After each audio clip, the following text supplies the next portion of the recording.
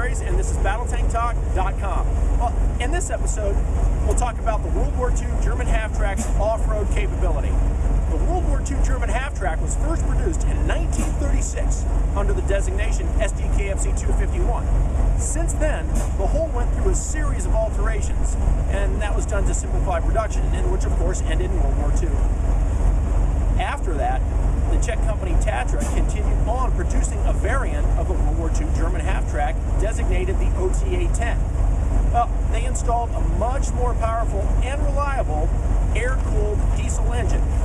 Overhead protection was added, rubber track pads were removed, and the drive sprockets were changed from the single central teeth-pulling track that you'd also find on the US M3 half-tracks, and then the double two sprocket that you'd see on most tanks was added. The basic layout of the vehicle stayed the same, and today you find OTA-10s showing up in private collectors' hands. A large number of OTA-10s have been converted to more closely resemble the German World War II STKFC 251 half-tracks. Well, why would anyone want to do this? World War II reenacting is getting more and more popular. This is true, otherwise you wouldn't have politicians showing up on the Daily Show getting their chops busted for reenacting World War II SS soldier. I mean, really, Rich? You ran for political office and you reenacted World War II SS?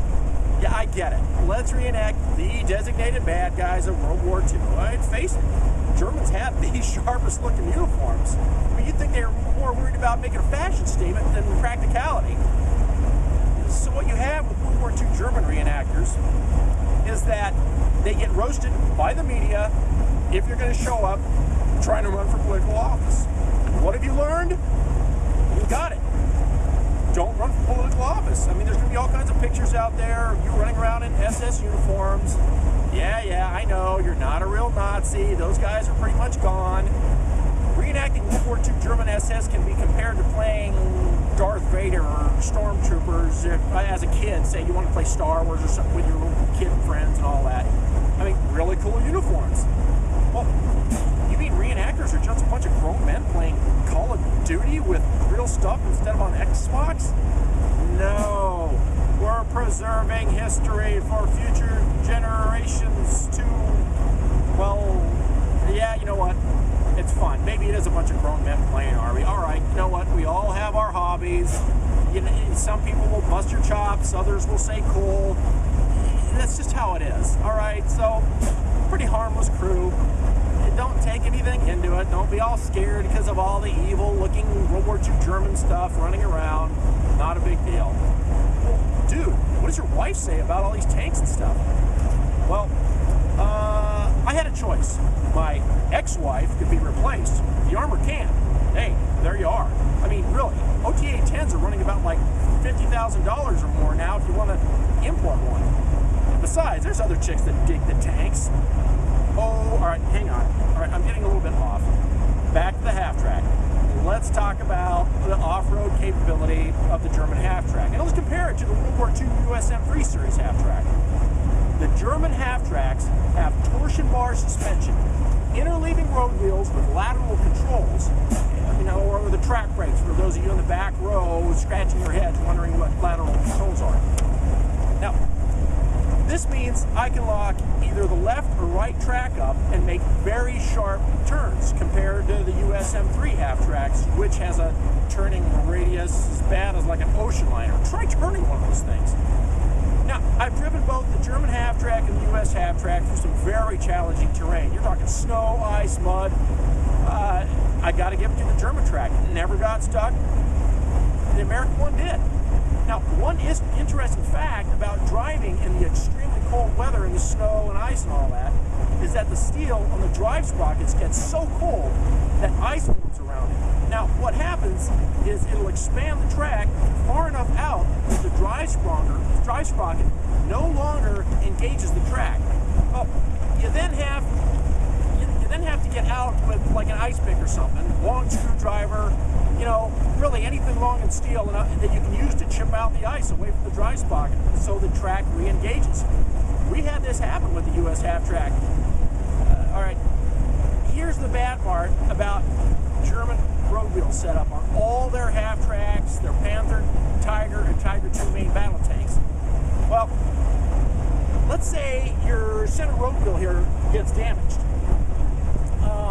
You have to break track and remove an entire section of road wheel leading up to the damaged road wheel in order to repair the problem. So that's one of the reasons the German vehicles were out of action for longer periods of time. And the Allied vehicles, you can repair those a lot quicker. Well, when we go talk about the Panther, I'll show you a few more things. Soldiers in World War II had to deal with the same problems, but you never read about those little facts in the history books. Now, let's go take the Halftrack for a ride, and I'll show you how it performs. I'm Chad Larrys, and this is BattleTankTalk.com.